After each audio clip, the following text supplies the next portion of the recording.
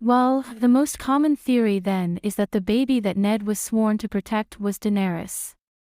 Now, you may be thinking this is impossible, but the issue is most of Daenerys's childhood is a lie. But what's also interesting is that there is more of an association between Lyanna's promise and Daenerys in Ned's mind. In fact, Ned's promise to her actually keeps him in King's Landing, which seems to go against the notion it's about Jon in some way. For whatever reason, Lyanna's promise required Ned to stay in King's Landing, and may have something to do with Liyanna. Hey guys, welcome to my channel. Please don't forget to like and subscribe and also click on the notification bell to remain updated. At Starfall, Ned would have swapped kids, taking Jon, the son of Brandon and Aashera, back to Winterfell, while leaving behind Daenerys with Aashera, who then fled and at some point linked up with Viserys. In the A Song of Ice and Fire series, if Jon Snow were not actually the son of Lyanna Stark and Rhaegar Targaryen, there are various theories about what Lyanna could have asked Ned Stark to promise her. Some speculate that she could have asked him to protect her child, regardless of their true parentage. Others suggest that she might have asked Ned to keep her marriage to Rhaegar a secret, or to protect her child from those who would seek to harm them due to their Targaryen lineage. These theories are based on the complex and mysterious relationships between the characters in the series. By this point, I can't really see an alternative scenario, one that fits as perfectly, that is. Keep in mind, that is Liyanna on her deathbed, and she is having a painful death apparently, given that is described as a bloody bed.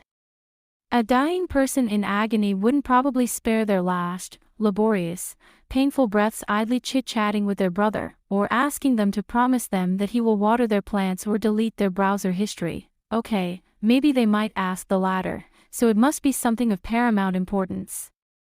So, let's see some alternative theories. Number 1, she gave birth to Daenerys. There is a theory out there that Liyanna gave birth to a baby girl and made Ned promise her he would spirit her away to the Targaryens. Then Ned brought the baby girl to Starfall, where he took Jon, either his or Brandon's son with Aashera, and gave her the baby girl to bring it to Rhaegar through her royal connections.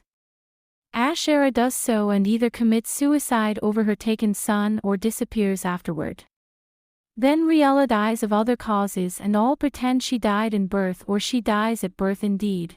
Her baby is stillborn and Daenerys is passed out as the newborn. Does it make sense? No. Apart from the sheer logistics of the baby switchapalooza and fake deaths, there is the slight problem of GRRM stating clearly that Daenerys was born 9 months after Jon. Also, Rhaegar gave birth at Dragonstone, at that point basically the last Targaryen HQ in Westeros, surrounded by the remaining members of her court. As in every royal birth, there must have been quite a few witnesses present, precisely to make sure there would be no switches and deception.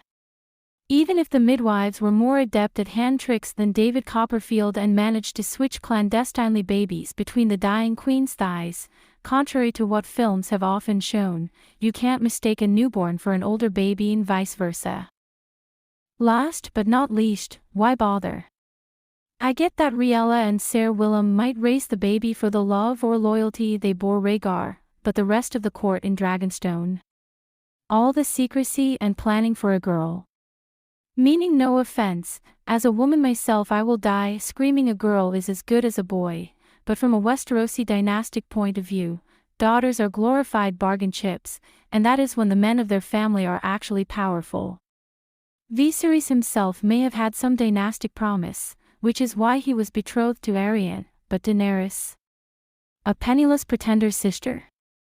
That's exactly why she ended up married off to Khal Drogo. No other man of substance could see any more advantages, other than a lovely Valyrian ex-princess, in that match. Number 2, he gave birth to young Griff/Aegon Targaryen. Similar to the R+L laughing face theory, Liyanna dies giving birth to the boy later known as young Griff.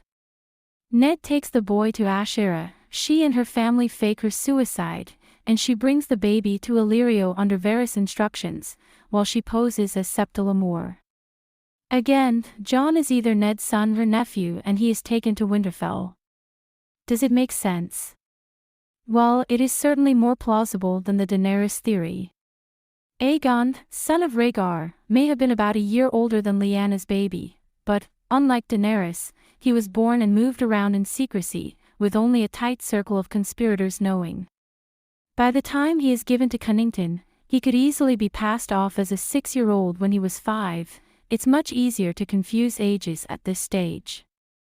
This theory also uses many elements that are widely accepted among readers, like young Griff being raised up in Illyrio's manse as a child, Lemore being Ashera in disguise, and Jon Cunnington willingly overlooking some details, if that means he will atone for failing his one true love vicariously through his son. But again, in the case of Varys and Illyrio, why bother? One could say Varys did it for the good of the realm, and Illyrio, probably widowed around the time, found solace in a young ward, but do these two strike anyone as the charitable sort? I get that there is the promise of the position of Master of Coin and an even more powerful Master of Whisperers on the table. Varys may have sort of protected the Targaryens by not being as diligent in the murder attempts ordered by Robert, and Illyrio has some sort of soft spot for Daenerys, but I have no doubt both would throw her under the bus when push came to shove. For Aegon though, Varys is genuinely proud of him, Illyrio uncharacteristically sentimental, and they have both invested vastly in time, effort, and money for his success. All that for Rhaegar's bastard/secretly legal son. What is he to them? So ultimately, it is a much more solid theory but still doesn't add up in the end. Number 3, Liyanna was remorseful and made Ned promise her she would still rest in the crypts. In my humble opinion, this is probably the most credible alternative. Ned finds Liyanna dying in her room due to an unspecified illness or effort to heal her going wrong. Liyanna, being remorseful that her elopement caused all that death and suffering for her family and the realm, fears that she will be disowned by Ned and begs him to forgive her and allow her to rest in the crypts. Again, Ned takes her bones and Jon, his son/nephew from Ashera, and returns to Winterfell. Does it make sense? On the surface, it does, especially if you read this quote without the subcontext of R+L=J. I was with her when she died, Ned reminded the king. She wanted to come home, to rest beside Brandon and father. He could hear her still at times.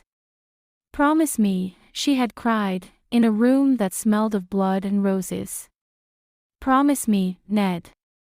The fever had taken her strength and her voice had been faint as a whisper, but when he gave her his word, the fear had gone out of his sister's eyes. It can easily be interpreted as the remorseful dying daughter being relieved that she will be accepted back in the sacred ancestral resting grounds, despite her misdeeds. Thanks for watching. Please don't forget to like this video and drop comments. And most importantly, don't forget to subscribe and hit the notification bell so you don't miss anything.